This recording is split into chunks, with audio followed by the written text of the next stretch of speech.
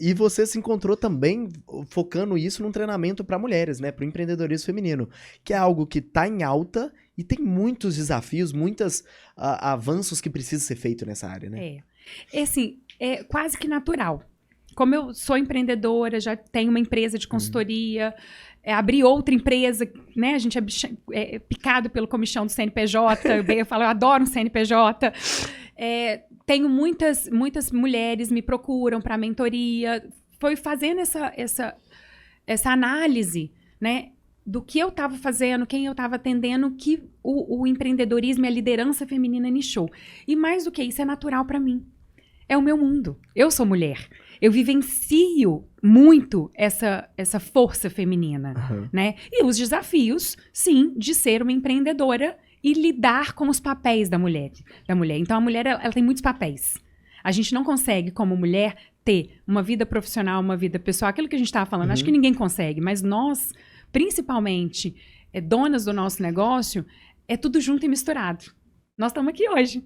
Nós temos uma presença ilustre aqui, que é o meu filho, dando essa entrevista pra gente. Se eu não casasse isso, ou eu não estaria aqui, ou eu não estaria fazendo a minha potência. Então, ir para o empreendedorismo, para a liderança feminina, casa com o meu propósito, porque eu vivenciei isso. Então, eu vivenciei os incômodos, as dores, as angústias, as superações, as celebrações de ter negócios que eu sou a gestora, que eu sou a brand persona e que eu faço o negócio acontecer. Né? E quantas vezes eu passei de deixar de fazer negócios porque tinha situações em casa que não me permitiam ou que eu não queria, né, naquele momento sair.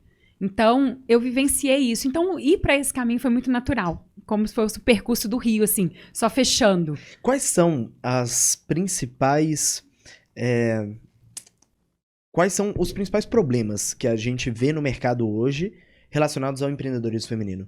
O que você enxerga que ou as pessoas, a própria empreendedora faz de errado, ou então as outras pessoas reagem de maneira errada? O que você acha que precisa ser mudado? Então, tem alguns pontos. Isso aí, alguns pontos. Primeiro, a falta de planejamento. Primeiro deles. Então, não tem um planejamento consistente. O que eu quero dizer com isso? Eu vou fazer, ok? Então, eu vou fazer dentro da minha necessidade, porque a minha necessidade agora é uma necessidade pontual. Ou porque a mulher está indo por uma transição de carreira. Então, ela trabalhava, por exemplo, tem muitos casos assim, trabalhava numa situação de CLT, teve os filhos, nesse meio do caminho não quer mais ficar dentro de um ajuste de horário, tá?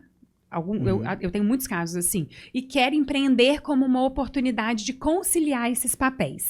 Então, ela faz um planejamento, mas não faz um planejamento a médio e longo prazo, ela faz um planejamento do que ela precisa para começar. E o que precisa para começar não é suficiente para continuar. É diferente, a energia é diferente, né? A falta do planejamento coloca a pessoa num lugar inseguro, tira o chão.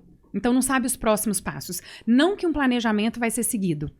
Né? Uma vez eu vi uma palestra do Serbasi que ele fala que a gente tem que planejar para não seguir o plano. Por quê? O que quer dizer isso? Eu faço um plano.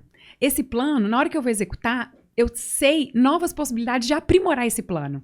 Então, eu melhoro ele. Exato. Não é sobre seguir o plano, é sobre fazer planos. É sobre fazer o plano. E assim, você faz um plano, aí você recebe novas informações, você já tá na metade do caminho, você refaz o plano, você aprimora, elabora. E aí, o não fazer o plano, qualquer coisa serve. Então, o primeiro ponto é esse. Um planejamento, a falta de um planejamento conciso, consistente, a falta de um modelo de negócio, sabe? Não estruturar esse modelo de negócio, não saber quais são esses passos, os primeiros, os próximos, os primeiros 2 anos, como que vão acontecer, quanto que eu vou ter que investir, qual que é o tempo que eu vou ter que ficar sem retirada, eu dou conta de ficar sem retirada, eu não dou.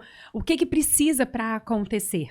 Não só a paixão, sabe? Ter um profissionalismo em termos de planejamento. Esse é o primeiro ponto. O segundo ponto é buscar o equilíbrio. Não vou nem falar que é a falta, mas é a busca constante para o equilíbrio em todos os papéis. Então, muitas vezes a mulher, ela empreende por uma oportunidade, ou a gente tem muitos casos no Brasil ainda de empreendedorismo por necessidade, mas se a gente pensa no empreendedorismo por oportunidade, se eu faço a etapa do planejamento, eu consigo entender como que eu vou casar esses papéis. Então, quando a gente vê, principalmente negócios nascentes, tá? Ele começa, o filho teve um problema, a pessoa larga o negócio. Né? Não que o filho não é prioridade, filho sempre vai ser prioridade, papai para mãe, sempre. Mas Porque eu não tenho planejamento, eu não tenho consistência naquela tomada de decisão. Então, a busca por esse equilíbrio é uma constante na vida da mulher, é uma constante. E isso tem que ter um embasamento do equilíbrio emocional muito grande. E talvez é isso aí que o bicho pega. Né? Um dos fatores emocionais, eu vejo muito isso. Né? Tem outros desafios. A mulher, outros desafios, assim, a mulher que emprega, tá? Empresas lideradas por mulheres são dados. Ela consegue ser um pouco mais humanizada. Tá? Não, Total. Ela é mais humanizada. Em caso de inclusão, em caso de... Inclusão, de participação da família, de colaboração com os empregados, Exato, com os colaboradores. De satisfação no próprio emprego. Satisfação no próprio emprego. Mas, o que acontece? Como a parte da profissionalização de resultados, agora eu vou falar de resultados, não é tão focada... Não quer dizer que é todo mundo, tá? Tô falando de uma parcela... Geral, né? Dados. De uma parcela, principalmente de empreendedorismo nascentes. Vamos pegar aí de 0 a 2 anos. O foco no resultado não é tão grande. Então, minha empresa tá indo, eu tô empregando mais gente, olha quantas famílias eu tô empregando, isso é bacana, mas o resultado em si, faca na caveira? Total, tipo... aquele é meu foco, aquele é meu objetivo, eu tô indo pra lá. Aquele é o faturamento que eu preciso. Isso, esse é o faturamento, essa sustentabilidade que eu preciso do meu negócio, esse é o corte. Essa é a taxa de crescimento. Essa é a taxa de crescimento, o corte necessário agora, o investimento necessário agora. Também está no planejamento, né? Mas tem essa pegada um pouco desse gap do resultado. São alguns pontos que eu vejo isso muito empiricamente, na prática, com as mentorias que eu ministro, que eu faço, com os treinamentos que eu dou.